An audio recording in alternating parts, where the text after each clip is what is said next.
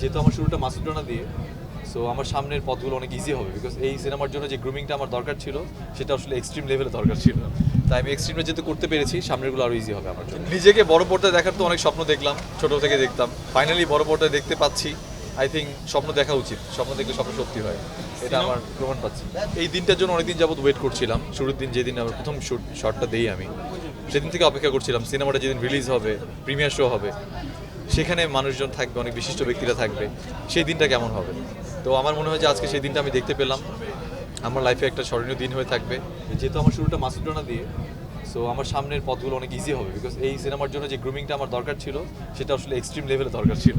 তাই আমি এক্সট্রিমে যেহেতু করতে পেরেছি, সামনেরগুলো আরও ইজি হবে আমার জন্য। যে সিনেমাতে আমি যেই কাজটাই করি না কেন, অভিনয়ের ওই সময়টুকুতে আমি বেস্ট দেওয়ার ট্রাই করবো, এবং পরে যেন কোনো রিগ্রেটস ফিল না করি যে এর থেকে বেটার করতে পারতাম। আমি নিজেও পছন্দ করি রোম্যান্টিক সিনেমা, আমার নিজেও অনেক পছন্দ, পাশাপাশি অ্যাকশন থ্রিলার সবই দরকার। সো আই থিঙ্ক এরপরে কোনো একটা গল্প থাকবে যেখানে অনেক রোম্যান্সও থাকবে, যেগুলো এখানে মিস ছিল, এবং অনেক অ্যাকশন থাকবে, সব কিছু মিলে আরও বেশি মশলাদার হবে। পূজাচেরির সাথে অভিনয়ের অভিজ্ঞতা অবশ্যই ভালো ছিল, she is a good actress, so overall সব কিছু মিলে ভালো ছিল।